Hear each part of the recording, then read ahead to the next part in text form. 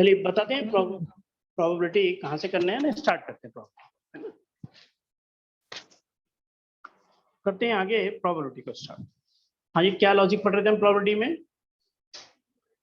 Conditional probability है ना, ये हमारा लॉजिक है मेन, कंडीशनल प्रोबेबिलिटी। और इसमें भी हमारे कुछ बेसिक कंसेप्ट आए थे, independent event, simple event, compound event, और एक क्या था हमारा mutually exclusive event.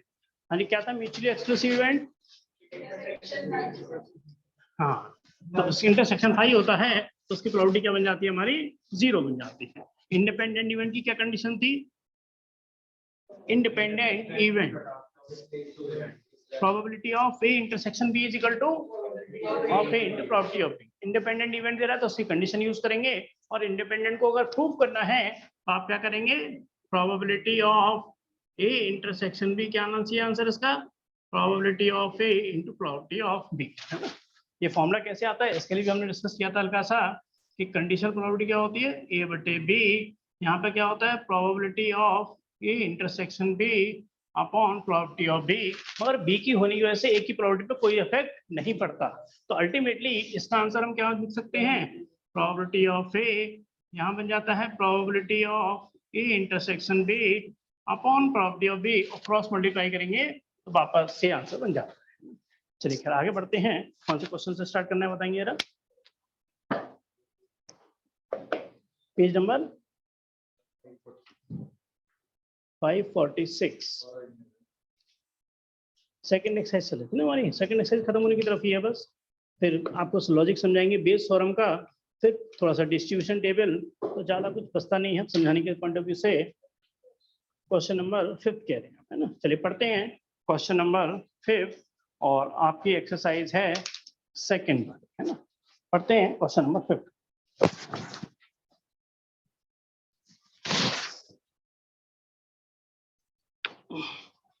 Question number 5 में कह रहे हैं हमसे कि एक डाई है जिसमें 1 2 3 मार्क है रेड कलर में, 4 5 6 मार्क है हमारे ग्रीन कलर में, उसको टॉस किया गया है। A be the event, number is even, B is the event, number is red, और are A and B independent. हाँ जी, क्या करना होगा इंडिपेंडेंट चेक करने के लिए? ये वाली कंडीशन सेटिस्फाई होनी चाहिए ना, चेक करवा रहे हैं। ये वाली कंडीशन को मैं यहाँ लिखा रहने देता हूँ। इस कंडीशन से हम चेक करेंगे वो इंडिपेंडेंट इवेंट है या नहीं। बहुत आसान है, एक बार डिस्कस करके आप कैसे करेंगे, बहुत इजी क्वेश्चन है। क्वेश्चन नंबर पढ़ रहे हैं हम 5। इसमें कह रहे हैं डाई हो रेड कलर में, तो रेड कलर की जो डाई है उसके नंबर है हमारे कितने? 1 2 3। फिर बात चल रही है हमसे ग्रीन कलर की, ग्रीन कलर के हैं 4 5 और 6। ए बी द इवेंट, ए हमारा इवेंट क्या है? हमारे इवेंट नंबर के, और बी जो इवेंट है वो हमारे हैं रेड कलर के, और चेक करना है इंडिपेंडेंट इवेंट, है ना। चलिए डिस्कस करेंगे और आपके संग कंप्लीट करेंगे। हाँ जी, प्रोबेबिलिटी ऑफ ए यानी कि इवन नंबर बताएंगे यार, क्या आएगा आंसर? इवन नंबर के कौन कौन से हैं? 2 4 और 6, तो क्या हो गया आंसर इसका? 3/6, यानी कि प्रोबेबिलिटी क्या हो गई? 1/2। प्रोबेबिलिटी ऑफ बी जो रेड कलर में है 1/2, है ना। ये क्या हो गए? 1 2 3, तो इसका प्रोबेबिलिटी का आंसर भी क्या आएगा? 3/6, यानी कि 1/2। Probability of A intersection B, intersection का मतलब क्या होना चाहिए? वो रेड भी होना चाहिए और इवन भी होना चाहिए, दोनों कंडीशन सेटिस्फाई होनी चाहिए। रेड भी हो और इवन भी हो, वो कितना है? सिर्फ एक है, तो इसकी प्रोबेबिलिटी क्या आ गई इंटरसेक्शन बी की? 1/6। पहले इसमें किसी को दिक्कत तो नहीं जरा अभी क्लियर पाता कोई? अगर probability of A intersection B 1/6 है, और राइट साइड में क्या निकालना हूं मैं? Probability of A into probability of B, और इसका आंसर भी अगर 1/6 आ गया तो क्या हो जाएगा? ये यस, इंडिपेंडेंट इवेंट वाली कंडीशन सेटिस्फाई हो जाएगी। प्रोबेबिलिटी ऑफ ए का आंसर कितना है? 1/2। प्रोबेबिलिटी ऑफ बी का आंसर कितना है? 1/2। तो आंसर कितना आ गया? 1/4। इधर आंसर तक क्या था? 1/6। इधर आंसर क्या आ गया हमारा? 1/4। क्या आ गया आंसर? ये नॉट इंडिपेंडेंट। देखेंगे आंसर जरा, इंडिपेंडेंट। हाँ क्लियर है मेरी बात? ये वो है ना, सिंपल लॉजिक था एकदम। चलिए आसान था, समझ में आ गया, इसमें कोई ऐसा दिक्कत थी नहीं मेरे हिसाब से। Probability of A intersection B अगर probability of A into probability B के बराबर आता है तो वो इंडिपेंडेंट इवेंट की कंडीशन बन जाती है। चलिए आगे बढ़ेंगे हम क्वेश्चन नंबर 6 पे। इसको मैं हटाऊंगा जरा, लिख देता हूँ क्वेश्चन को। क्वेश्चन नंबर 6 एक बार आप साथ साथ करते जाएंगे ना, वो ज्यादा बेटर है इसमें, क्योंकि 6 में तो कोई लॉजिक मतलब ऐसा भी नहीं है, बड़े आराम से आप करते जाएंगे। यहाँ पे कह रहे हैं हमसे प्रोबेबिलिटी ऑफ ई जो हमारी कितनी है 3/5, प्रोबेबिलिटी ऑफ एफ है ना जो हमारी दे रखी है उन्होंने 3/10 है ना, प्रोबेबिलिटी ऑफ हमें दे रखी है ई इंटरसेक्शन एफ का आंसर 1/5। इंडिपेंडेंट के बारे में चेक करवा रहे हैं, ये तो बहुत आसान है, इसमें तो कुछ भी नहीं करना है ना। तो ये तो कितना है 1/5, इन दोनों का मल्टीप्लाई करिए कितना आ गया 9/50, यानी कि इक्वल नहीं है, तो आंसर होगा नॉट इंडिपेंडेंट है ना। ये 1/5 है और यहाँ से हम इसको जब मल्टीप्लाई करेंगे तो 3/5 और 3/10 इक्वल नहीं है, तो इसका आंसर आएगा नॉट इंडिपेंडेंट। हाँ जी, ये भी आंसर नॉट इंडिपेंडेंट होगा है ना। चलिए बहुत आसान था, इसमें कोई दिक्कत नहीं होनी चाहिए है ना। बढ़ते हैं आगे क्वेश्चन नंबर 7 है ना। वर्ड मैंने जो आपको बताए हैं ना उसका थोड़ा सा ध्यान रखना। अब देखिए वर्ड म्यूचुअली एक्सक्लूसिव भी आ गया और इंडिपेंडेंट भी आ गया ना, दोनों वर्ड आ गए, बहुत आराम से आप समझ जाएंगे, बहुत इजी क्वेश्चन है। क्वेश्चन नंबर डिस्कस कर रहे हैं 7th वाले क्वेश्चन। हाँ कुछ कह रहे थे क्या, कोई कंफ्यूजन तो नहीं। पी ए यानी कि प्रोबेबिलिटी ऑफ ए क्या दे रखी है 1/2। हाँ ये सिंबल किसका होता है ए, हाँ इसको यूनियन कहते हैं, और उल्टा हो जाता है तो क्या कहते हैं इंटरसेक्शन। यूनियन का आंसर दे रखा है 3/5, प्रोबेबिलिटी ऑफ बी इसका आंसर दे रखा है पी, और ध्यान रखना फाइंड करवा रहे हैं पी, और पहली कंडीशन है म्यूचुअली एक्सक्लूसिव। हाँ जी बताएंगे ना, म्यूचुअली एक्सक्लूसिव का मतलब इंटरसेक्शन 5 है ना, जिसका इंटरसेक्शन ए इंटरसेक्शन बी क्या होगा 5। तो अगर आपसे कहूं मैं probability of A intersection B बताएंगे तो कितनी आएगी 0 है ना। और इसमें हमें पी की वैल्यू निकलवा रहे हैं, तो आप बता सकते हैं ना कि probability of A union B का क्या फॉर्मूला इस्तेमाल करने वाला हूं मैं, है ना। ये जो सेट्स का फॉर्मूला उसी से लिंक है बस। तो probability of A plus probability of B minus क्या हो जाएगा probability of A intersection B. ये 11th वाला सेट का फॉर्मूला ही है, कोई नीचे नहीं है, बस पी लग गया यहाँ पर है ना। पी ए यूनियन बी यानी कितना हो गया 3/5, यहाँ से 1/2, यहाँ से पी। हाँ इसका आंसर क्या लिखने वाला हूँ मैं, पी ए इंटरसेक्शन बी का आंसर क्या होगा 0 है ना, क्योंकि उसको कुछ है ही नहीं, म्यूचुअली एक्सक्लूसिव है, तो माइनस का लिखेंगे इसमें 0। क्लियर है क्या चीज, हाँ मतलब बता रहा हूँ कुछ है ही नहीं, मतलब 0 का मतलब म्यूचुअली एक्सक्लूसिव की वजह से। तो पी का आंसर कितना हो गया हमारा 3/5 माइनस 1/2, यहाँ से 10 यानी कितना हो गया 6 माइनस 5 यानी कि 1/10। एक बार देखेंगे क्वेश्चन पहले पार्ट का आंसर यही है क्या। चलिए इसके आते हैं दूसरे वाले पार्ट। दूसरे वाले पार्ट में क्या करें, कंडीशन लगा दी उन्होंने किसकी इंडिपेंडेंट इवेंट की है ना। ध्यान रखना फॉर्मूला तो यही चलेगा, बट यहाँ पर क्या लगाने वाले हैं इस बार है ना। तो यहाँ पर चेंज हो जाएगा कि पी ए इंटरसेक्शन बी इस बार 0 नहीं होगा, क्या लगेगा पी इंटरसेक्शन बी, यहाँ लगेगा पी ए इंटू में पी बी। पी ए कितना है हमारे पास 1/2, पी बी कितना है हमारे पास पी, तो यानी कि यहाँ जो हमने 0 लगा दिया था उसकी जगह क्या पुट करेंगे हम इस बार 1/2 पी या p/2 है ना। बाकी दोबारा आगे बढ़ते हैं, यहाँ से कितना है 3/5 1/2 प्लस p और माइनस का p/2, और सॉल्व करेंगे आंसर निकालेंगे, बताएंगे बहुत आसान है। p माइनस p/2 कितना हो गया p/2 है ना, p/2। तो यहाँ पर हम क्या करेंगे 3/5 माइनस 1/2 और यहाँ p/2, इसे सॉल्व करिए कितना आंसर आया था 1/10। हाँ 2 से 10 कट जाएगा, तो आंसर क्या हो जाएगा इस केस में p इज इक्वल टू 1/5। देखेंगे आंसर सेकंड पार्ट का 1/5 होगा। चलिए बहुत आसान था, तो मुझे लगता नहीं कि इसमें कुछ दोबारा रिपीट करने वाली बात है, फिर भी कोई कंफ्यूजन है तो एक बार डिस्कस कर सकते हैं। नेक्स्ट क्वेश्चन नंबर लेके चल रहे हैं हम 8 वाले क्वेश्चन पढ़ते हैं। क्वेश्चन नंबर 8 ये भी बहुत इजी है, इसमें कोई लैंग्वेज नहीं है तो और ज्यादा आपको इजी लगेगा। हाँ जी बोलिए।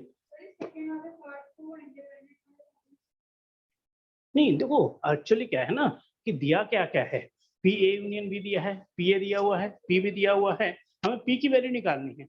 अगर इंडिपेंडेंट से करोगे तो पी ए इंटरसेक्शन बी का आंसर क्या आ जाएगा, p/2, मगर पी की वैल्यू थोड़ी निकल आएगी उससे कोई। नहीं समझ आई मेरी बात, दोबारा समझो जरा कि पहले बताओ ये वाला फॉर्मूला पता है नहीं पता ये चीज, ठीक है। इस बार इंडिपेंडेंट है तो मैं अगर आपसे कहूं कि पी ए इंटरसेक्शन बी का आंसर क्या होगा, P A into P B, यानी कि कितना आ गया, p/2 आ गया। सही बात क्या एग्री करते उससे नहीं, ठीक है। अब मैं आपसे कहूं कि p की वैल्यू निकालो, अब आप क्या करोगे, अब आपके पास क्या ऑप्शन है p की वैल्यू निकालने का। आप जानते हो ये वाला फॉर्मूला तो हमें पता है, इसमें पी ए यूनियन बी का आंसर पता है, पी ए का आंसर पता है, पी बी का आंसर पता है, अब इसका आंसर भी पता है आपको। क्यों, क्योंकि इसका आंसर क्या है, p/2। जब इसमें लगाओगे तभी तो p का आंसर निकल के आएगा। अगर आपने कहा कि भाई केवल हम इंडिपेंडेंट वाली कंडीशन यूज करना चाहते हैं, चलो ठीक है, मगर इसका आंसर तो नहीं पता हमें, p की वैल्यू कैसे निकलेगी, बात क्लियर है मेरी। चलिए आगे बढ़ेंगे हम क्वेश्चन नंबर 8 पर। ये क्वेश्चन की लैंग्वेज पर डिपेंड करता है सारा, है ना, क्वेश्चन में क्या गिवन है। क्वेश्चन नंबर 8, ए और बी, ध्यान रखना साफ कह रहे हैं इंडिपेंडेंट इवेंट है, ध्यान रखना दे रखा है इंडिपेंडेंट इवेंट, तो इंडिपेंडेंट का मतलब हम कौन सा फॉर्मूला इस्तेमाल कर सकते हैं, P A intersection B is equal to P A into P B का फॉर्मूला हम यूज कर सकते हैं, क्योंकि इन्होंने गिवन है इंडिपेंडेंट इवेंट है। यहाँ पर हम बात करें पी ए का आंसर है 0.3, पी बी का आंसर है 0.4। पहला पार्ट बहुत आसान है, बहुत ज्यादा आसान है। P A intersection be independent they रखा है, क्या करेंगे बोलेंगे जरा, हाँ जी कितना आंसर आ गया भाई, इस बार इन दोनों को क्या कर देंगे, मल्टीप्लाई, इसका कोई अननोन तो है नहीं, आंसर कितना बन गया इसका 0.12। भाई क्लियर है आपको नन्ही बात मेरी, इस बार आंसर निकल आया इसका, इसी का आंसर पूछ रहे थे, है ना, ठीक है। चलिए बढ़ते हैं इसके सेकंड पार्ट पर। सेकंड पार्ट में आपसे पूछ रहे हैं पी ए यूनियन बी, बताइए क्या दिमाग में, कौन सा फॉर्मूला दिमाग में आ रहा है आपके, नीचे वाला फॉर्मूला दिमाग में आ रहा है ना, P A union B, P A plus P B minus P A intersection B, P A ये है, पी बी ये है, और पी ए इंटरसेक्शन बी ये तैयार है पहले पार्ट के, है ना। कैलकुलेशन आप करेंगे और बताएंगे आंसर, एक बार चेक भी कर लेंगे, है ना। P A plus P B minus P A intersection B, क्या आंसर आ गया इसका 0.5, 0.58। एक बार देखेंगे सभी का आंसर ये है ना, सिर्फ लगाना है ये कितना हो गया 0.7, ये हो गया ऐड करके 0.7, और इसमें से 0.12 माइनस करा तो यहाँ 0 कर देंगे, 10 - 2 8, और यहाँ से 6 - 1 5, बिल्कुल सही आंसर है 0.5। फाइनली तो क्लियर है आपको। चलिए सेकंड पार्ट भी बहुत आसान है, इसमें कुछ आपको ज्यादा सोचना नहीं है। पढ़ते हैं इसके थर्ड वाले पार्ट को, ये भी बहुत आसान है, आप कर चुके हो। Probability of A oblique B, और फोर्थ वाला पार्ट भी आप साथ साथ स्टार्ट कर देंगे, probability of B oblique A. हाँ जी क्या फॉर्मूला बनता है इसका हमारा, probability of A intersection B upon probability of B, इसका फॉर्मूला क्या बनेगा, प्रोबेबिलिटी ऑफ, देखो ए इंटरसेक्शन बी कह दें, बी इंटरसेक्शन ए कह दें, उससे कोई फर्क नहीं पड़ता, आंसर है ना, एक ही चीज है। चलिए बताएंगे ना, पहले इसका पार्ट का आंसर कितना है, ए अपॉन बी का 0.3। चलिए किसी को देखो दिक्कत है बता देना एक बार जरा, देखना यहाँ पे क्या आएगा 0.12, और यहाँ से कितना होगा हमारे पास 0.4, पॉइंट हट के 10 आएगा, पॉइंट हट के यहाँ पर 100 आएगा, 4 से कितना हो गया 3, और आंसर क्या बन जाएगा फाइनली 0.3। इस तरह से आंसर आया 0, है ना। और इस वाले का आंसर के लिए क्या करेंगे आप, ऊपर क्या रहेगा वही 0.12, नीचे पी ए कितना बन जाएगा 0.3, साफ दिखाई पड़ रहा है आंसर इसका क्या आने वाला है 0.4। क्लियर है आंसर ये। चलिए तो बहुत आराम से हो गए, तो क्वेश्चन नंबर 8 भी कंप्लीट होता है। क्वेश्चन नंबर 9 ये भी बहुत इजी है, जब भी आपसे कह रहे थे प्रॉपर्टी में ऐसा बहुत ज्यादा समझाने का कुछ होता नहीं है, वो 3D में ही ज्यादा होता है।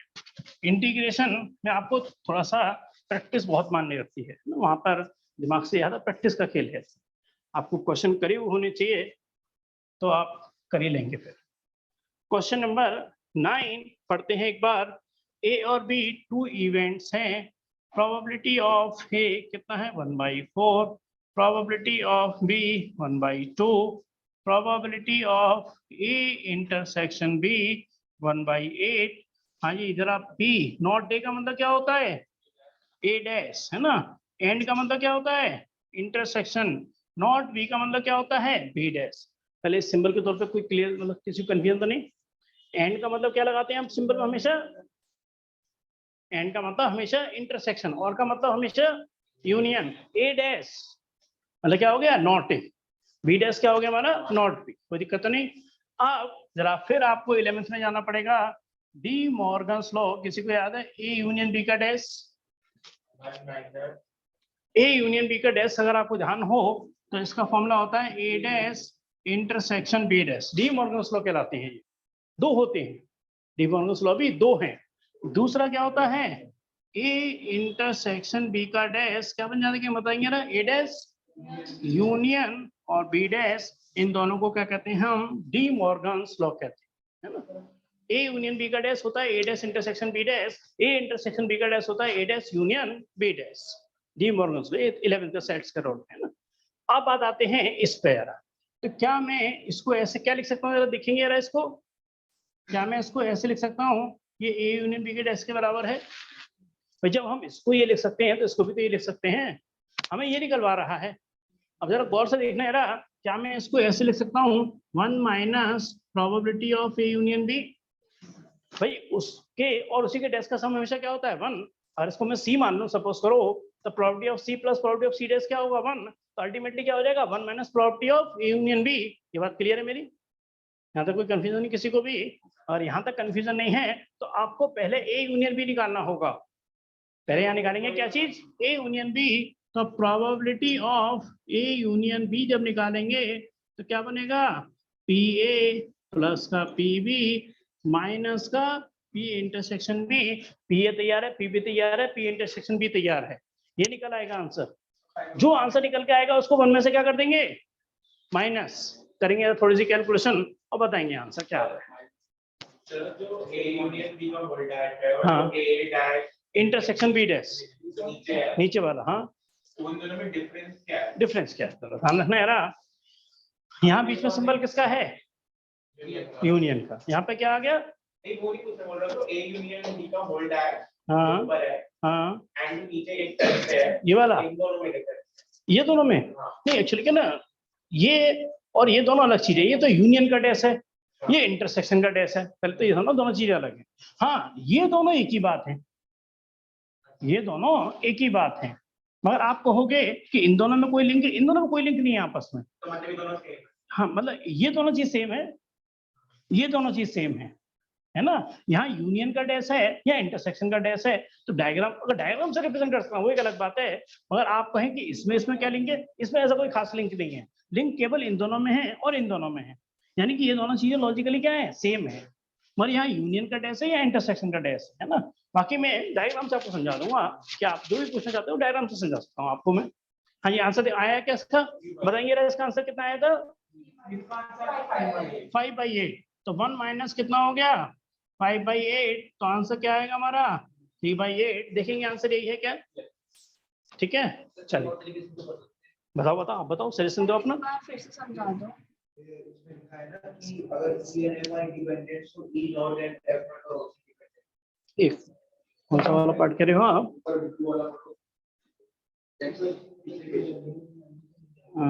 ये वाला कह रहे हो ना E dash and F are independent.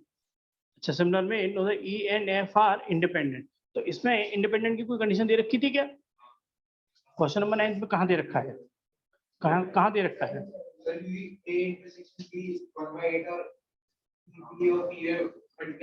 हाँ वो चेक कर सकते हो, हाँ वो चेक कर, हाँ फिर कर सकते हो। हाँ ये बात आपकी सही है, हाँ इसमें दे नहीं रखा था, ये बात आपकी मेरे को सही लग रही है कि पी ए इंटरसेक्शन भी किसके बराबर है पी इंटू पी बी के है, तो ए और बी क्या होगा इंडिपेंडेंट, तो वो भी क्या होंगे आपस में इंडिपेंडेंट, कर सकते हो और ना ये भी तरीका सही है जी।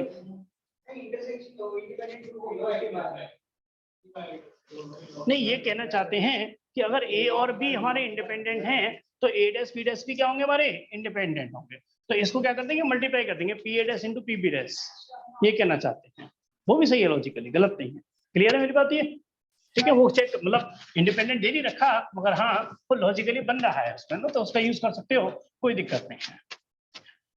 हाँ, ये बात बढ़ते हैं इसके। अच्छा 9 क्वेश्चन तो हो गया ना, कंप्लीट हो गया हमारा, है ना। हमें एक बार डायग्राम की बात कर रहा था आपसे, डायग्राम की बात कर रहे हैं।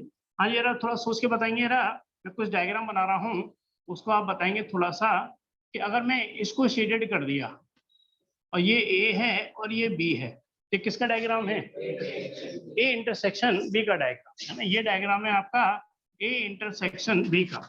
चलिए और थोड़ा सा बढ़ते हैं, थोड़ा हल्का सा रिवीजन कर लेते हैं 11th क्लास का। ये ए है और बी है और मैंने पूरे को शेडेड कर दिया।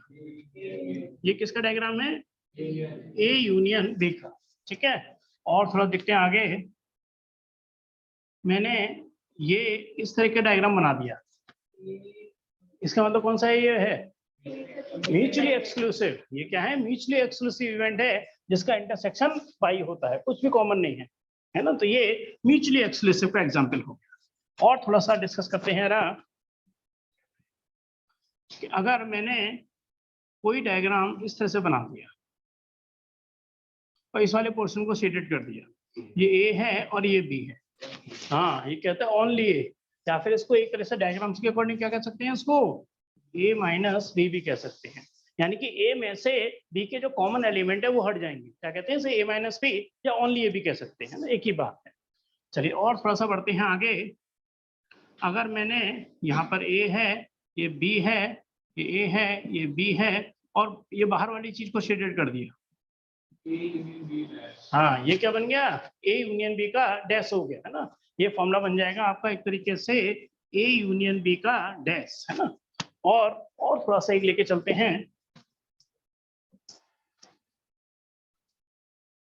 अगर मैंने ये एक सेट लिया यहाँ पर ए और इसके सेट अंदर बना दिया बी, ये क्या मतलब है? कौन सा किसका सबसेट है? हाँ, बी किसका है? ए का सबसेट है। बी के सारे एलिमेंट ए में बिलोंग करते हैं, तो B is the subset of A कहलाता है। चलिए और थोड़ा सा देखते हैं जरा।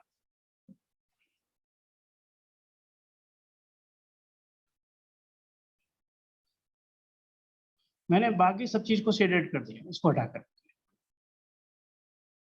ये ए है और ये बी है। हाँ, ये क्या बन जाएगा एक तरीके से? ए इंटरसेक्शन बी का भी डैश बन जाएगा, है ना। तो खैर आपकी बात का जवाब देखो कि फॉर्मूले तो वो लिंक है आपस में, बाकी डायग्राम के अकॉर्डिंग सोच सकते हो आप क्या करवाना चाहते हो। A dash union B dash क्या होगा? हाँ, एक बार बताइए, ए डैश यूनियन बी डैश, ये कह रहे हो ना। ये अल्टीमेटली ए इंटरसेक्शन बी का डैश है। डी मॉर्गन्स लॉ के द्वारा ये ए इंटरसेक्शन बी का डैश है ना। ये दोनों एक ही बात है, ये डी मॉर्गन्स लॉ के द्वारा एक ही बात है। और आपको ध्यान हो तो मैंने क्या लिखाया होगा? ए इंटरसेक्शन बी का डैश क्या लिखाया होगा? ए डैश यूनियन बी डैश। तो ये कहूँ एक ही बात है, और डायग्राम उसका ये है। ये इंटरसेक्शन को क्या कर दिया? डैश कर दिया उसको, यानी उसको हटा दिया एक तरीके से, है ना। क्लियर है मेरी बात ये? चलिए आगे बढ़ेंगे हम फिर नेक्स्ट क्वेश्चन पे। नेक्स्ट क्वेश्चन आ गया हमारा क्वेश्चन नंबर 10। इसको हटा रहा हूं मैं, ये तो थोड़ा सा रिवीजन के पॉइंट ऑफ व्यू से ले लिया था 11th का, क्योंकि लॉजिक तो वही यूज हो रहा है ना एक तरीके से 10th वाला ही। वहां भी होता था N A union B equal to N A plus N B minus N A intersection B, बस यहाँ वही प्रोबेबिलिटी के फॉर्मेट में आ गया। बढ़ते हैं नेक्स्ट क्वेश्चन नंबर 10। इसमें कह रहे हैं पी ए और बी इवेंट्स हैं, जिसमें हमसे कह रहे हैं पी ए की वैल्यू कितनी है? 1/2। पी बी की वैल्यू कितनी है? 7/12। जरा थोड़ा सा दिमाग लगाना है यार, जो बता रहा हूँ उसी में चला है सब कुछ, है ना। नॉट ए और not B is equal to कितना है? 1/4। स्टेट यानी कि चेक करना है इंडिपेंडेंट, है ना। ए और बी इंडिपेंडेंट है, ये चेक करना है। इंडिपेंडेंट का लॉजिक हमें चेक करना है। फॉर्मूला वही है, इंडिपेंडेंट होंगे तो कंडीशन क्या फॉलो होगी हमारी? probability of A intersection B is equal to probability of A into probability of B। हाँ जी, जरा बताएंगे यार पहले इसको। नॉट ए को क्या लिखेंगे हम? A डैश, और को क्या लिखेंगे? यूनियन। नॉट बी को B dash is equal to क्या हो गया? 1/4। अब ये देखो कौन सा डी मॉर्गन्स लॉ बना रहा है ये, है ना। ये क्या हो गया? A इंटरसेक्शन B का डैश। जाना ना, थोड़ा पैटर्न से याद रखो। पैटर्न क्या होता है, यहाँ डैश लग जाता है, यहाँ डैश लग जाता है, और बीच का निशान क्या हो जाता है, उल्टा हो जाता है। ये इंटरसेक्शन क्या बन जाता है, यूनियन।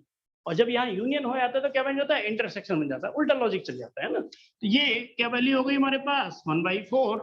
अब अगर मैं आपसे कहूं कि मुझे इंडिपेंडेंट के लिए क्या चेक करना होगा कि पी ए इंटरसेक्शन बी किसके बराबर आना चाहिए ultimately, P A into P B. P A into P B बताएंगे कितना हो गया, 7/24। अब मेरे को क्या चाहिए, पी ए इंटरसेक्शन बी। हाँ जी, क्या निकालेंगे बताएंगे। बिल्कुल सही कह रहे हो, बिल्कुल ठीक कह रहे हो, है ना। देखिए एक तरीके से क्या होता है, P A intersection B plus P A intersection B का डैश, एंड इनका सम हमेशा क्या होगा, 1 के इक्वल, है ना। उसका और उसके डैश का सम हमेशा क्या होता है, 1। और इसका आंसर कितना है यहाँ पर, 1/4।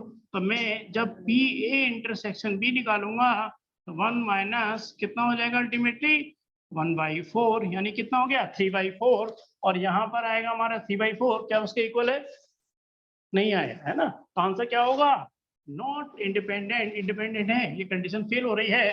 देखेंगे आंसर नॉट इंडिपेंडेंट होगा इसका आंसर। हाँ क्लियर है, सही आंसर है ना। चलिए बढ़ते हैं आगे, फिर नेक्स्ट क्वेश्चन पे ना, बहुत आसान है, इसमें कोई ज्यादा आपको सोचना नहीं। चलिए बढ़ते हैं नेक्स्ट क्वेश्चन नंबर 11। बहुत आसानी से हो जाएगा, बहुत आसान है ये भी क्वेश्चन। करते हैं जल्दी जल्दी इसको। और इस एक्सरसाइज के बाद बेस थ्योरम और डिस्ट्रीब्यूशन टेबल, बस इतना ही आपको लॉजिकली और समझाना है। बढ़ते हैं नेक्स्ट, यानी कि क्वेश्चन नंबर 11 पर। इसमें एक एक चीज और दे रखी है, पहले वो लिख लेते हैं। पी ए यानी कि 0.3, P B property of B 0.6।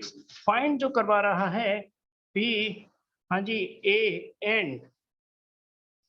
And का मतलब क्या हो जाएगा यहाँ पर, इंटरसेक्शन। एंड का मतलब इंटरसेक्शन और टू इंडिपेंडेंट इवेंट। ध्यान रखना इंडिपेंडेंट इवेंट्स दे रखे हैं, तो आंसर निकला है इसका ओरली। कितना बन जाएगा इसका आंसर, इंडिपेंडेंट होने की वजह से 0.3 इंटू में 0.6, क्या हो गया आंसर 0.18। क्लियर है, ये आंसर होगा पहले वाले पार्ट का।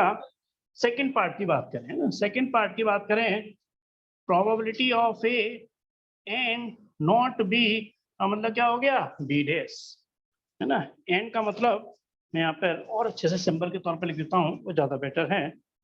प्रोबेबिलिटी ऑफ ए एंड मतलब इंटरसेक्शन नॉट बी का मतलब बी डैश। किसी को याद है, ये फॉर्मूला भी आपने 11th में किया हुआ है।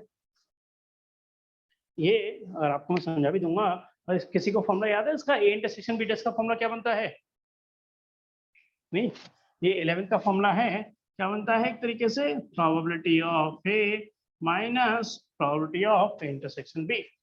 अभी बनता कैसे है वो डायग्राम से समझ आ रहा है। एक्चुअली होता क्या है इसमें, यहाँ पर ये ए है और ये बी है।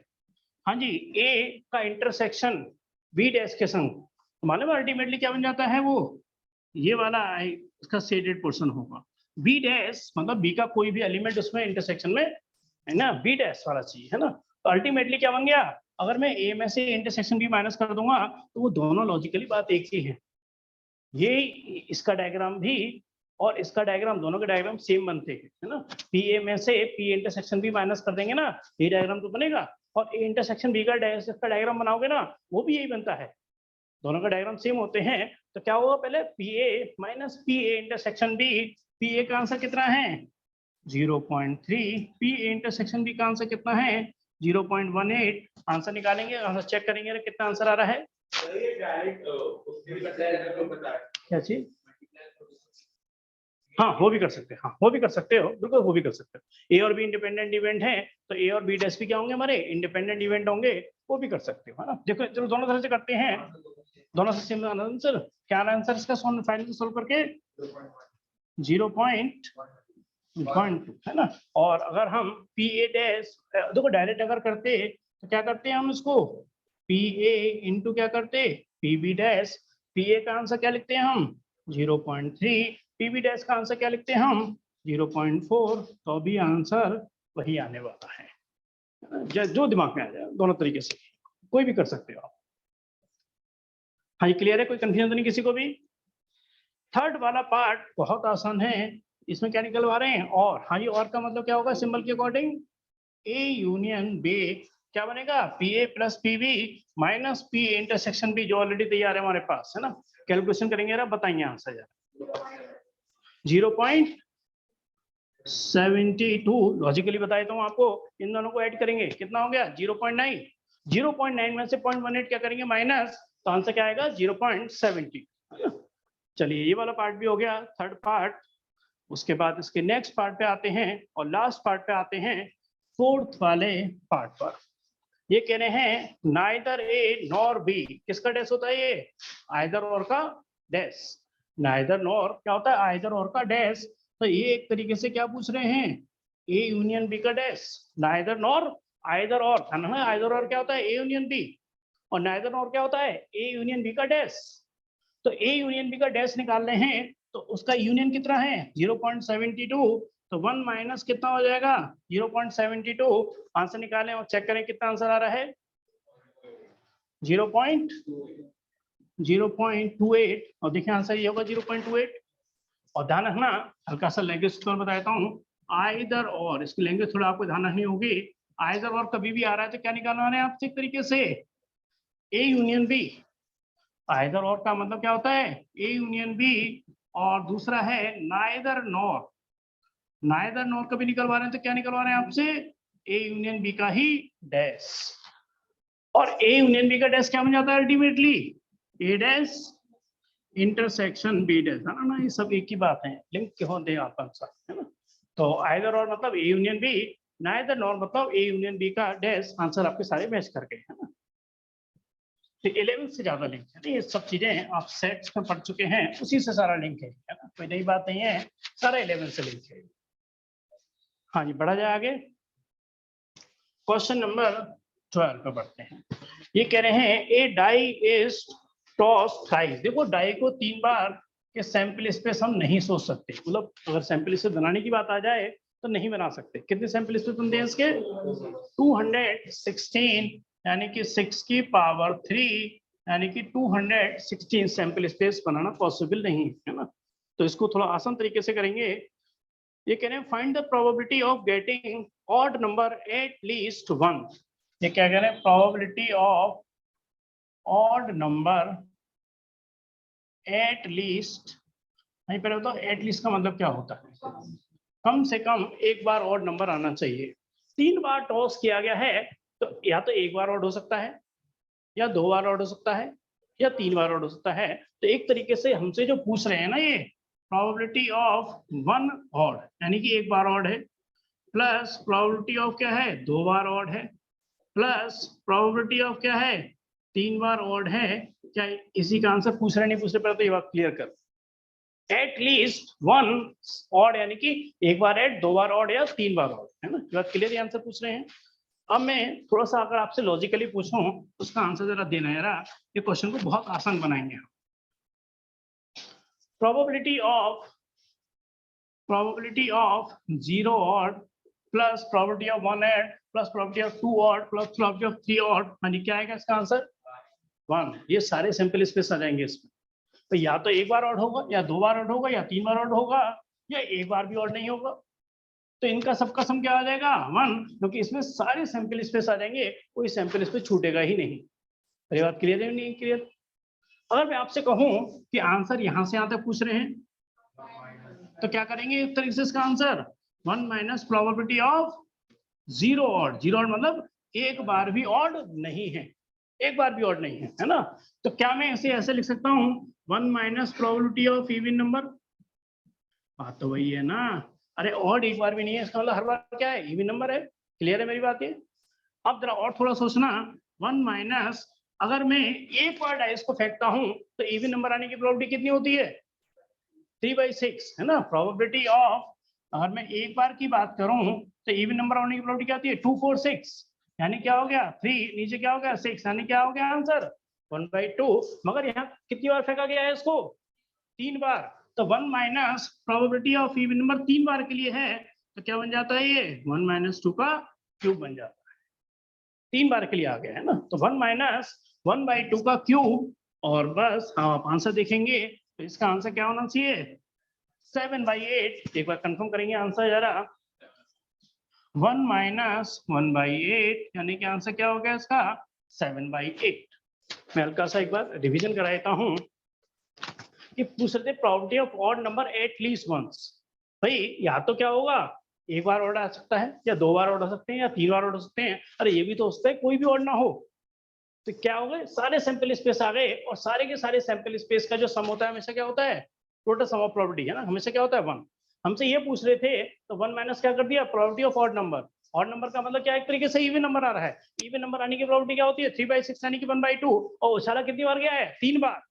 क्या कर दिया उसको, 1/2 का क्यूब, आंसर हो गया 7/8। ठीक है जी, चलिए बढ़ते हैं आगे। नेक्स्ट क्वेश्चन नंबर 13 पर 13 और कर लेते हैं, फिर 5 मिनट का ब्रेक लेकर के फिर करेंगे स्टार्ट इसको आगे, है ना। तो मैं इसको हटा रहा हूँ और क्वेश्चन नंबर लिख रहा हूँ 13। क्वेश्चन नंबर 13, और ये एक्सरसाइज हमारी बहुत जल्दी कंप्लीट होने वाली है। क्वेश्चन नंबर 13 जरा एक बार सोचेंगे, बहुत इजी है ना। ये कह रहे हैं 2 ball are drawn at random with replacement. ध्यान रखना, विद रिप्लेसमेंट क्या हो रहा है इसका मतलब, हाँ बॉल वापस आ गई उसके अंदर, है ना। With replacement 2 balls are drawn at random with replacement from a box. तो मैंने एक बॉक्स बना दिया, बॉक्स में कितनी बॉल हैं, पहले वो लिख लेते हैं। 10 ब्लैक, यानी कि बॉल जो है हमारे यहाँ पर हैं 10 ब्लैक बॉल्स हैं, और 8 हमारी क्या है यहाँ पर, रेड बॉल्स। फिर बताएंगे टोटल बॉल कितनी हो गई इसके अंदर, टोटल बॉल हो गई 18। कितनी बॉल निकाली गई इसमें से, 2। कौन सा केस है, विद रिप्लेसमेंट। ध्यान रखना इसका बहुत फर्क पड़ता है, विद रिप्लेसमेंट ये केस है विद रिप्लेसमेंट का। आप ये क्वेश्चन आप ही बड़े आराम से कर सकते हैं, बहुत आराम से ना। आंसर आप देंगे, केवल क्वेश्चन मैं लिख रहा हूँ यहाँ पर, है ना। बहुत इजी है और इसमें कुछ भी बचता नहीं है लॉजिक वाइज। ये कह रहे हैं बोथ बॉल्स आर रेड, दोनों बॉल क्या होनी चाहिए, रेड होनी चाहिए दोनों बॉल। तो बताएंगे पहले की रेड आने की प्रॉपर्टी क्या होगी, 8/18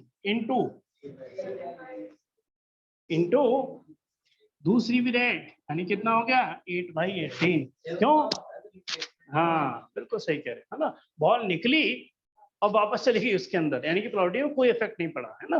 तो आप देखेंगे आंसर क्या है इसका, आंसर होगा 4/9, यहाँ से 4/9, यानी कि 4 4 जा 16 और 9 9 जा कितना हो गया 36। सॉरी 9 × 9 80। एक बार देखेंगे आंसर 16/81। चलिए बढ़ते हैं इसके सेकंड पार्ट में, बहुत आसान है, थोड़ा देखो डीप हल्का सोचने की बात है बस इसमें हल्का सा। ये कह रहे हैं first ball is red and second ball, first ball is black second ball is red. तो पहली ब्लैक होनी चाहिए और दूसरी क्या होनी चाहिए, रेड होनी चाहिए। अब बताएंगे ब्लैक आने की प्रोबेबिलिटी 10/18 इंटू 8/18 कैलकुलेट करेंगे, यहाँ से क्या हो जाएगा 5/9, यहाँ से क्या हो जाएगा 4/9, आंसर होगा 20/81। देखेंगे आंसर है क्या, बहुत आसान था, मगर थर्ड पार्ट में थोड़ा सा ध्यान रख के आंसर देना है। थर्ड पार्ट में कह रहे हैं कि one of them is black and other is red. देखो बात तो ये लग रहा है कि यही क्वेश्चन पूछ रहे एक तरीके सेकंड पार्ट ही पूछ रहे हमसे, कोई फर्क है क्या थर्ड पार्ट में सेकंड पार्ट में। हाँ तो क्या बनेगा थर्ड पार्ट का आंसर, अब 2 ऑप्शन बन जाएंगे, या तो ये ऑप्शन होगा या फिर ये ऑप्शन होगा। या के लिए क्या कर देते हैं बीच में प्लस कर देते हैं। अब 1 ब्लैक है 1 रेड है, तो ये भी हो सकता है कि पहली ब्लैक हो दूसरी रेड हो। अब ये भी हो सकता है कि पहली रेड हो और दूसरी ब्लैक हो। अब 2 ऑप्शन आ गए, अरे प्रॉपर्टी तो यही आने वाली है, मगर इंटू 2 हो जाएगा, यानी कि इसका आंसर भी कितना आएगा 20/81। इसका आंसर भी क्या आएगा 20/81। और फाइनली जो आंसर लिखेंगे वो देखेंगे 40/81 है क्या। बात समझ आ गई मेरी, कि इसमें साफ कह रहा था कि पहली ब्लैक है दूसरी रेड है, अब कह रहे एक रेड है एक ब्लैक है, अब 2 ऑप्शन बन गए, है ना। 2 ऑप्शन के लिए यानी कि और का ऑप्शन आ गया, या तो 2 ये होंगे या 2 ये होंगे, या कि जहां भी फीलिंग आ जाती है क्या कर देते हैं प्लस कर देते हैं, है ना।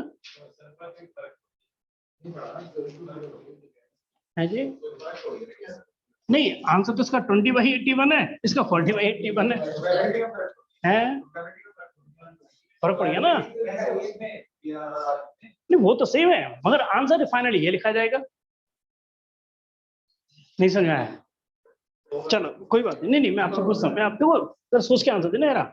मैं कह रहा हूँ कि आपने कोई भी कॉइन टॉस किया और पहले हेड है और बाद में टेल है, ये ऑप्शन बनेंगे।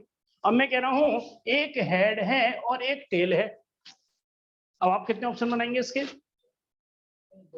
अब दो ऑप्शन बनाओगे आप इसके। मैंने कहा एक हेड है एक टेल है, मैंने ये कहा, तो आपके समझ में दो ऑप्शन आएंगे, और मैंने ये लिखा तो आप ये कह सकते हो कि टेल हेड क्यों नहीं बनाया आपने, तो आप दो ऑप्शन बनाओगे इसके, या तो ये बनाओगे या दूसरा क्या बनाओगे, ये बनाओगे। और मैं कह रहा हूँ पहला हेड है दूसरा टेल है, तो एक ही ऑप्शन बनाओगे। अब आपका ये ऑप्शन काम नहीं करेगा, बात समझ आ गई? अगर सपोज करो टोटल ऑप्शन 4 हैं तो इसकी क्या प्रोबेबिलिटी होगी, 1/4। और अगर टोटल ऑप्शन 4 हैं, यहाँ प्रोबेबिलिटी क्या होगी, 2/4। फर्क है दोनों में, बहुत फर्क है ना, आंसर में फर्क पड़ जाता है ना, इसलिए कह रहा हूँ फर्क पड़ता है। बात क्लियर है मेरी? नहीं कि अगर फिक्स पैटर्न कर दिया तो एक ही ऑप्शन है, यहाँ पे भी एक हेड एक टेल है, मगर ऑप्शन दो बन रहे हैं यहाँ पर, है ना? क्लियर है? अगर बताएंगे ना कि कॉइन को टॉस किया गया 3 बार, तो एक हेड आने के कितने ऑप्शन होते हैं? एक हेड आने के, कॉइन को 3 बार टॉस किया गया, टोटल ऑप्शन कितने होते हैं? 8 ऑप्शन होते हैं। एक हेड आने की प्रोबेबिलिटी क्या होती है? 1/8 नहीं होती, भूल गए? 3/8 होती है। एक हेड आने की प्रोबेबिलिटी क्या होती है? 3/8 होती है। अब कहोगे हेड तो एक ही है, अरे हेड तो एक ही है, मगर एच टी टी ये भी बन सकता है, और दूसरा ऑप्शन क्या बन सकता है, टी एस टी भी बन सकता है, और तीसरा ऑप्शन टी टी एस होता है। अब है तो एक ही हेड, मगर ऑप्शन 3 लिखे जाएंगे इसके। और मैं कहूँ कि इसमें 2 हेड आने की प्रोबेबिलिटी बताओ। हाँ 6 होते हैं इसके ऑप्शन, इसके ऑप्शन 6 बनते हैं। क्या बढ़ते हैं थोड़ी देर में आगे, 5 मिनट का ब्रेक लेते हैं, फिर इसको आगे बढ़ाएंगे। तो इसलिए थोड़ा सोचना पड़ता है कि क्वेश्चन का लॉजिक कैसे है ना। चलिए 5 मिनट का ब्रेक लेते हैं, 25 हो रहे हैं, 30 पर फिर स्टार्ट करेंगे। 5 मिनट का ब्रेक, पानी वानी पी लेते हैं आप भी और हम भी, फिर स्टार्ट करेंगे 5 मिनट के बाद।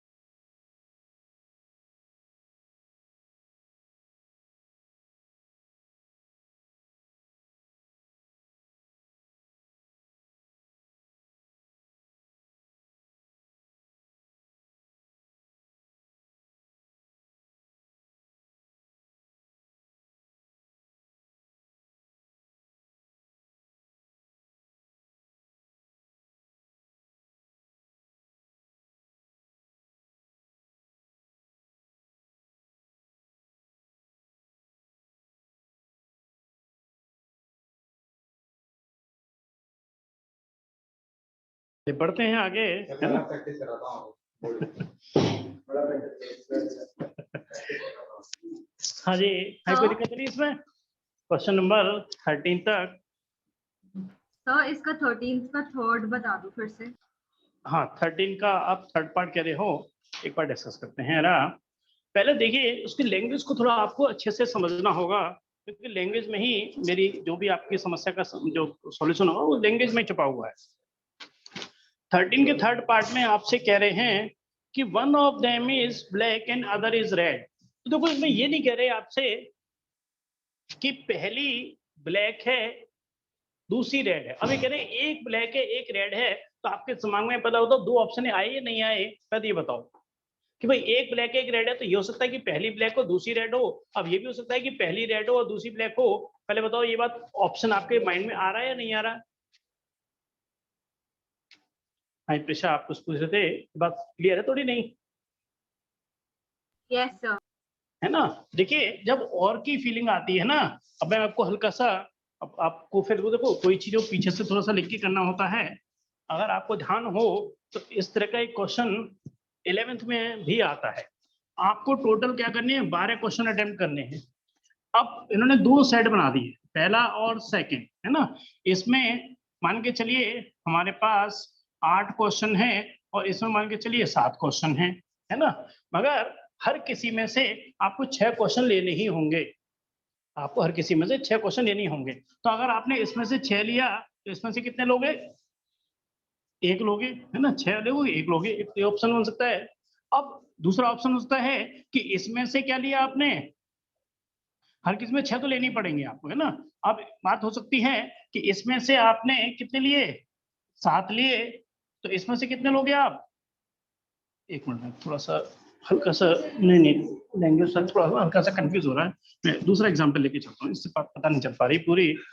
मैं प्रॉपर सोच लेता हूँ कि मैं क्या आपको कहना चाहता था। कि एक सेट है और यहाँ पर 2 सेट है ना।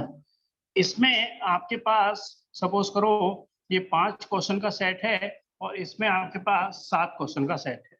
और ईच सेट में से, यानी कि कम से कम आपको ईच में से क्या ले होंगे, 4 क्वेश्चन लेने ही होंगे, है ना। 4 क्वेश्चन लेने ही होंगे। तो अगर आप इसमें से 4 लेते हो तो दूसरे में से कितने लोगे? आपको टोटल करने हैं, टोटल अटेम्प्ट करने हैं आपको। सपोज करिए इसमें मैंने ले लिया 7 और 5 13 है, यानी कि आपको सपोज करो मान के चलिए आपको इसमें है 10 क्वेश्चन अटेम्प्ट करने हैं। हर किसी में 4 क्वेश्चन लेने ही पड़ेंगे। 4 इसमें से ले रहे हो तो उसमें से कितने लोगे बताएंगे जरा? 6। दूसरा ऑप्शन क्या हो सकता है कि इसमें से कितने लोगे आप? 5, इसमें से 5। पहले बात थोड़ा समझ आ रही है। किस तरह का क्वेश्चन था कि पहले में से 4 लिए, दूसरे में से 6 लिए, तो अभी 10 क्वेश्चन हो गए। पहले में से 5 लिए, दूसरे से भी 5 लिए, इसमें से भी ऑप्शन हो सकते हैं, पर इसमें 6 तो हो ही नहीं सकते। कोई और ऑप्शन बन सकता है क्या? कोई और ऑप्शन नहीं बन सकता, क्योंकि अगर हमने इसमें से 3 ले लिए और इसमें से कितने ले लिए, इसमें से लेने पड़ेंगे हमें 10 करने के लिए 7 लेने पड़ेंगे। क्यों? क्योंकि हर किसी में से हमें कम से कम 4 क्वेश्चन तो लेने ही हैं। तो ये वाला ऑप्शन वैलिड नहीं है। तो ऑप्शन क्या बनेंगे? पहले में से 4, दूसरे में से 6, या पहले में से 5, दूसरे में से 5। तो या तो ये वाला ऑप्शन लेके चलेंगे या फिर और ये वाला ऑप्शन लेके चलेंगे, है ना। तो क्या बना ऑप्शन? 4,6 और 5,5। हल्का सा फीलिंग समझ आ रही है मेरी, कर चुके हैं इस तरह क्वेश्चन। और यहाँ और का मतलब क्या हो गया, बीच में प्लस लगा देते हैं, है ना। वही बात यहाँ पर हो रही है कि पहली ब्लैक दूसरी रेड या पहली रेड दूसरी ब्लैक, तो 2 ऑप्शन बन गए, इसे बीच में प्लस लगा देते हैं। हाँ प्रेशर, थोड़ा लॉजिक क्लियर हो रहा है नहीं अभी आपको मेरे? Yes sir. है ना। चलिए बस ये देखो, वही सबसे बड़ा एग्जांपल यहाँ से लिख सकते हो। अब मैं कह रहा हूँ पहला हेड है दूसरा टेल है तो एक ही ऑप्शन है, और एक हेड है एक टेल है तो 2 ऑप्शन है। वही चीज यहाँ पे चलती है, और फिर नई बात नहीं। चलिए बढ़ते हैं आगे, क्वेश्चन नंबर 14। वही सेम चीज है ना। हेड और टेल फिक्स है, ऑर्डर एक ऑप्शन होंगे। हेड और टेल कह दिया तो 2 ऑप्शन होंगे। हेड भी टेल भी हो सकता है, टेल हेड भी हो सकता है। वही चीज यहाँ पर काम करती है, और कोई बहुत ज्यादा अलग चीज नहीं है इसमें। एसी बंद कर देंगे, अगर आपको दिक्कत है तो बंद कर देंगे। उस क्वेश्चन लिख देता हूँ मैं, फिर नेक्स्ट पढ़ेंगे आगे, है ना। Question number 14। ये कह रहे हैं कि प्रोबेबिलिटी ऑफ, देखो फिर आपसे डिस्कस करेंगे यार, तो लेकिन इसको समझना अच्छे से। Problem of solving a specific problem independently, A के द्वारा सॉल्व करने की प्रोबेबिलिटी कितनी है 1/2, और बी के द्वारा सॉल्व करने की प्रोबेबिलिटी कितनी है 1/3। ये प्रॉब्लम किसकी है, प्रोबेबिलिटी किसकी है, सॉल्व करने की, है ना। ए और बी के द्वारा सॉल्व करने की प्रोबेबिलिटी 1/2 और 1/3 है respectively if both try to solve the problem independently. और पहला पार्ट कह रहे हैं problem is solve, problem solve हो गई। फिर तो ऑप्शन सोचो कि प्रॉब्लम सॉल्व हो गई तो ऑप्शन क्या क्या हो सकते हैं। अब देखो ये नहीं कह रहा कि किसने सॉल्व करी, ए ने करी कि बी ने करी, दोनों ने करी, कुछ नहीं कह रहे। अब आपको सॉल्व करने के सारे ऑप्शन सोचने पड़ेंगे। इसमें क्या हो सकता है सॉल्व करने का ऑप्शन, कि ए ने करी हो बी ने ना करी हो, एक ऑप्शन तो ये हो गया। दूसरा ऑप्शन के लिए क्या लगाते हैं प्लस, कि बी ने करी हो और ए ने ना करी हो। हाँ, या फिर क्या हो सकता है ए ने भी करी हो और बी ने भी करी हो। ये 3 ऑप्शन हो गए, नहीं हो गए, पहले बात क्लियर है मेरी। अब ए ने सॉल्व करी, उसकी प्रोबेबिलिटी कितनी हो गई 1/2। बी ने सॉल्व करने की 1/3 है, तो 1 - 1/3 कितनी हो गई, यहाँ पर हो गई 2/3। बी के द्वारा सॉल्व करने की प्रोबेबिलिटी कितनी हो गई 1/3। ए के द्वारा सॉल्व ना करने की प्रोबेबिलिटी कितनी हो गई 1 - 1/2, 1/2 रहेगा। ए के द्वारा सॉल्व करने की प्रोबेबिलिटी कितनी है 1/2, और बी के द्वारा सॉल्व करने की प्रोबेबिलिटी है 1/3। कैलकुलेशन करेंगे, आंसर मैच करेंगे एक बार। लॉजिक में कोई दिक्कत है उसे डिस्कस करेंगे एक बार, है ना। यहाँ से कितना आ गया 6, ऊपर हो गया 2 + 1 + 1, यानी कितना हो गया 4/6। हाँ, ये आंसर 2/3 है क्या, कोई दिक्कत तो नहीं इसमें जरा भी। ये सोचना होगा, देखो आपको ये अब सॉल्व कह रहा है ना, अब सॉल्व में तो सारे ऑप्शन हो गए ना, 3 ऑप्शन हो गए हमारे पास, है ना। ए ने करा, बी ने नहीं करा, बी ने करा, ए ने नहीं करा। और सॉल्व का मतलब ये भी तो हो सकता है कि दोनों ने सॉल्व कर दिया हो, तो 3 ऑप्शन मैंने बना दिए, है ना। अब आते हैं इसके सेकंड पार्ट पे, फिर उसको डिस्कस करेंगे। ये क्वेश्चन सेकंड पार्ट तो बहुत इजी कर दिया इन्होंने। आप बताएंगे ना क्या कह रहे हैं, exactly one of them solve the problem. हाँ, बस इसमें क्या होगा, ये वाला केस हट जाएगा, क्योंकि एक्जैक्टली एक ने सॉल्व किया है, दोनों ने सॉल्व करा ही नहीं है। तो यानी कि या तो क्या हो जाएगा ए बी डैश, या फिर क्या हो जाएगा बी ए डैश। ये आंसर कितना था हमारे पास 2/6, ये क्या आंसर था 1/6, यानी कि आंसर आ गया 3/6। देखेंगे आंसर 1/2 है क्या। अब साफ कह रहा है एग्जैक्टली वन ऑफ देम ने सॉल्व करा, तो दोनों सॉल्व करने वाला ऑप्शन अपने आप हट जाएगा उसमें से, है ना। हाँ जी, कुछ पूछना तो नहीं है प्रिशा, आपको क्लियर है ये। Yes sir. चलिए बढ़ते हैं आगे। लैंग्वेज को थोड़ा सा अच्छे से ऑब्जर्व करना पड़ता है इसमें। बढ़ते हैं नेक्स्ट क्वेश्चन नंबर 15, और मैं समझता हूँ लिख लिया होगा, इसमें कोई बहुत ज्यादा कुछ था नहीं ऐसा लिखने का। बढ़ते हैं क्वेश्चन नंबर 15 का, और 15 16 मतलब खत्म होने की तरफ ही है ये एक्सरसाइज हमारी। क्वेश्चन नंबर 15 जरा बहुत अच्छे से, कार्ड का सिस्टम सभी को पता ही होगा, टोटल 52 कार्ड्स, है ना। आधे रेड आधे ब्लैक, और रेड में भी 2 कैटेगरी, ब्लैक में भी 2 कैटेगरी, है ना। रेड की 2 कैटेगरी कौन सी होती है, डायमंड और हार्ट। ब्लैक की 2 कैटेगरी क्लब, है ना। और फेस कार्ड कौन से होते हैं, किंग क्वीन और जैक, है ना। टोटल फेस कार्ड कितने हो गए, रेड फेस कार्ड कितने हो गए, ठीक ठीक, बस क्लियर है तो फिर बहुत आराम से समझ जाओगे आप, है ना। पढ़ते हैं, ये 1 card is drawn at random from A well shuffle deck of 52 cards है, और उसमें से एक कार्ड को निकाला गया है। तो विच ऑफ द इवेंट्स, अच्छा इंडिपेंडेंट के चक्कर में तो फॉर्मूला तो आप समझ गए होंगे कि मैं चेक करूंगा कि probability of E intersection F क्या probability of E into probability of F के बराबर है या नहीं।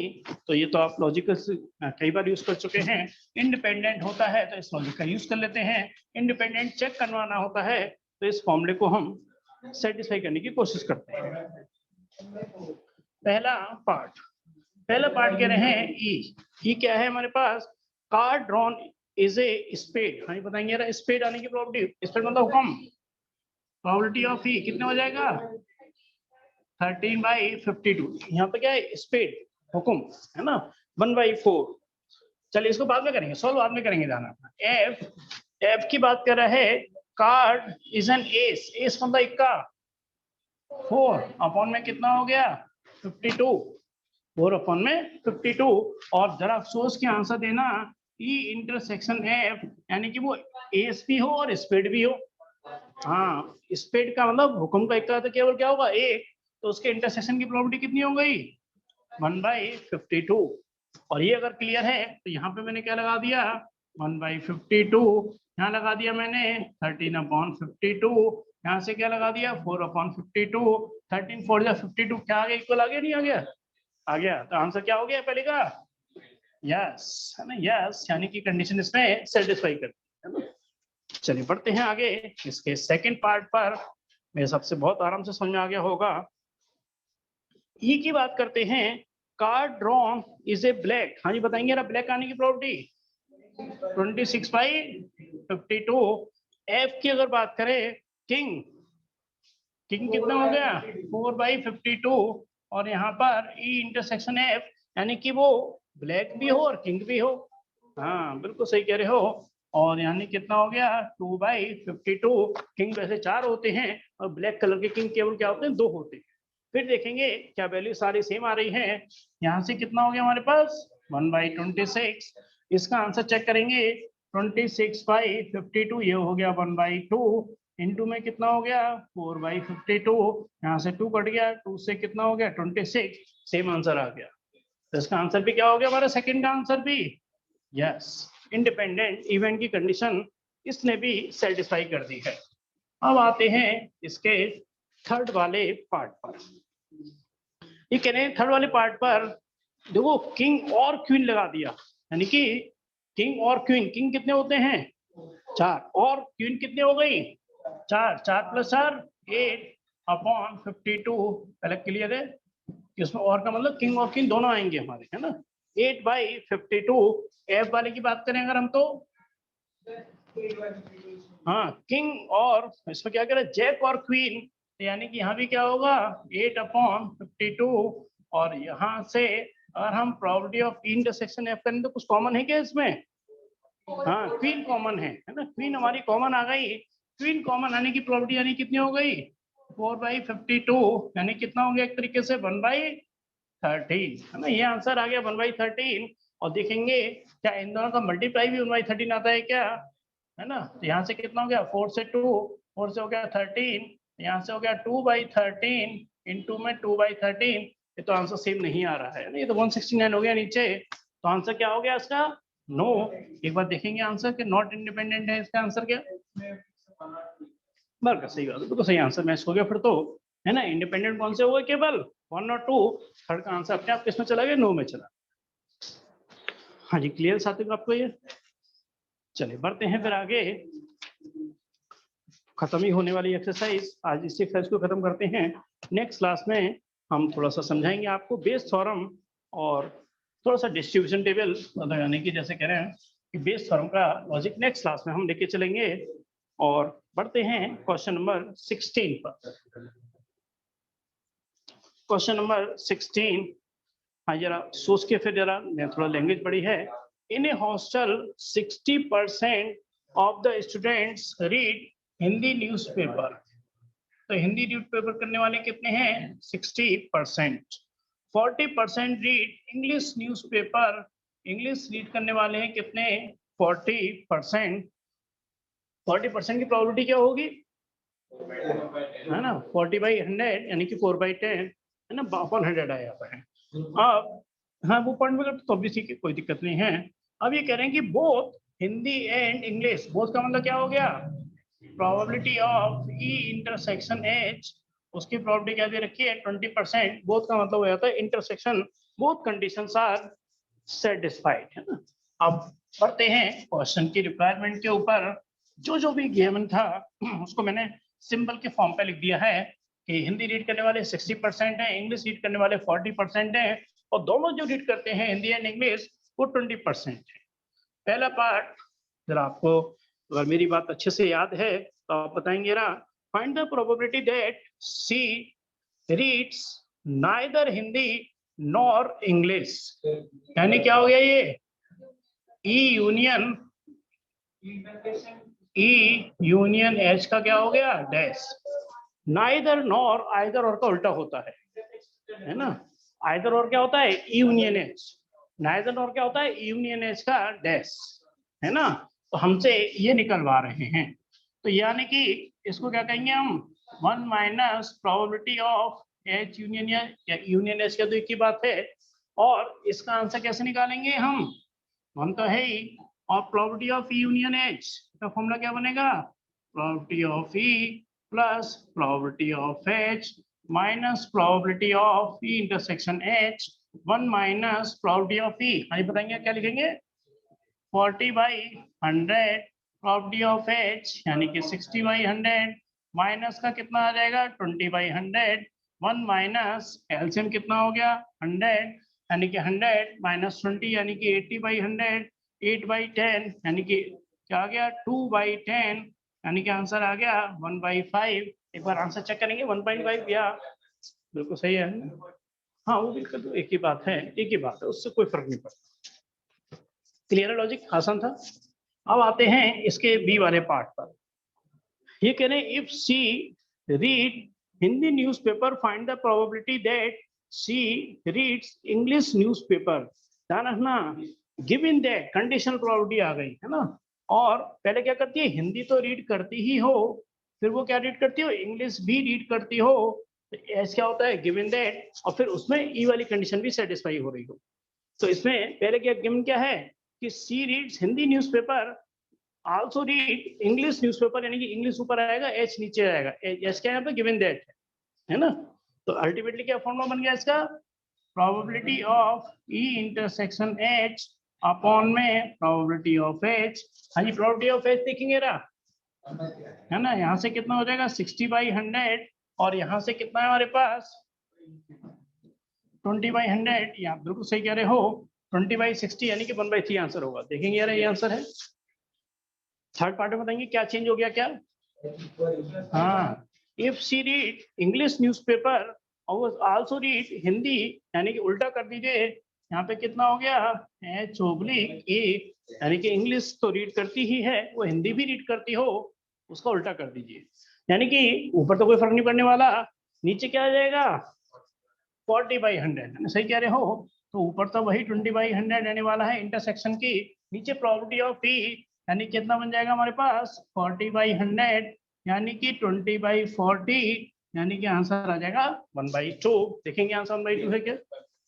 चलिए भी बड़ी आसानी से हमारा कंप्लीट होता है। अब केवल 2 क्वेश्चन और करते हैं MCQ 17 और 18, और जैसे मैं सोच रहा हूँ कि नेक्स्ट क्लास में ही स्टार्ट किया जाए। अब बेस थ्योरम को आज के लिए काफी है, बेस थ्योरम को स्टार्ट भी करेंगे और कोशिश करेंगे कि अगली क्लास में हमारी 1.5 घंटे की क्लास आराम से कंप्लीट भी हो जाएंगे ना। और एक लॉजिक फिर लेके चलेंगे बर्नौली स्टाइल का, वो आराम से कंप्लीट हो जाएगी।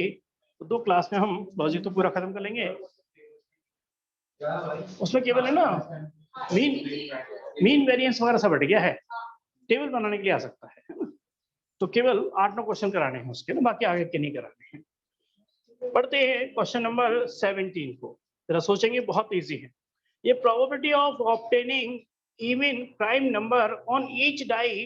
पहले बताओ इवन प्राइम नंबर होता कौन सा है 2, और each die when the pair of die is rolled. तो टोटल ऑप्शन कितने हो गए, टोटल ऑप्शन हो गए 36, और ईच प्राइम मतलब प्राइम नंबर ईच डाई, तो कौन सा नंबर पूछ रहे हैं हमसे एक तरीके से 2 है ना।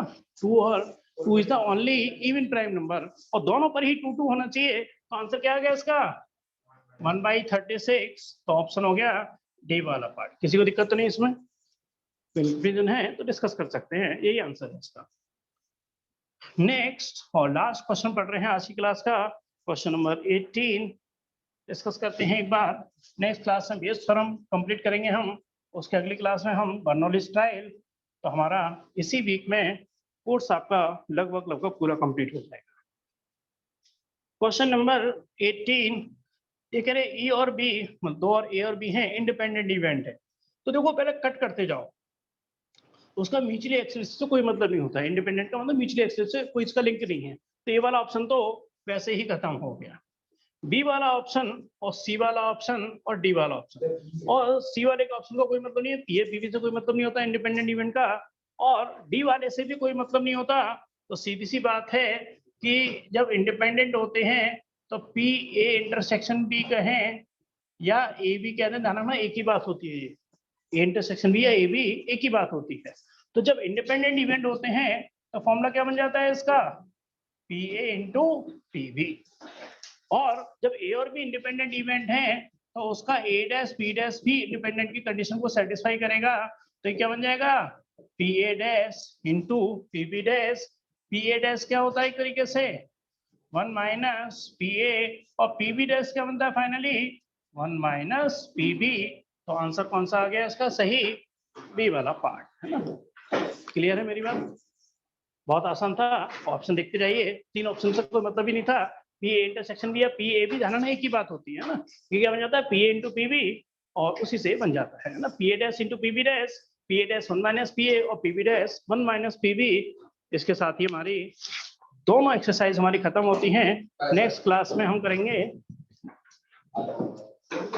Bayes theorem. बताओ हाँ जी, अनुष्का माही प्रचा नहीं सक्षम, कोई दिक्कत है तो डिस्कस कर सकते हैं, है ना। कहीं भी कुछ पूछना हो तो बता सकते हैं आप, है ना। अभी तो है हमारे पास टाइम है। हाँ वो कंफर्म है, आपका टेस्ट होगा वेक्टर और 3D का नेक्स्ट ट्यूसडे में ना। संडे को जहाँ तक मैं नहीं रहूँगा शायद, और होगा तो डाउट्स के लिए आऊँगा। और ट्यूसडे का आप टेस्ट रखेंगे वेक्टर्स का और 3 डायमेंशन ज्योमेट्री का है। हाँ उसी का दोनों का टेस्ट कमांड रखना है वेक्टर का। मतलब टेस्ट आप हाँ हाँ हाँ ठीक, वो मैं अभी चेक करके दूंगा आपको। अच्छा आपका ना आपने दिया ना, अरे 2 बार तो। चलो 1 मिनट पहले क्लास, हाँ पहले कुछ डिस्कस तो नहीं करना कोई भी। Thank you sir. तो एक काम करो ना, कल मैं यहाँ रहूँगा 5 से 6, 5 से 6 आ जाओ।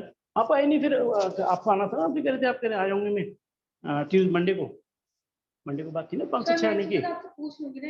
अच्छा नहीं कल बच्चे आए थे, कल बच्चे ना टेस्ट देने के लिए आए थे। उन्होंने 6 बजे इको का भी टेस्ट होगा तो पहले आपको दे दूंगी। चलो ऐसा कर, ऐसा कर, है ना। Thank you. तो आप दे रहे हो ए वाई और डिफरेंशियल इक्वेशन का जो कंबाइंड टेस्ट है ना। ठीक ठीक बिल्कुल, वेलकम जी। Thank you sir. चलिए ओके वेलकम जी।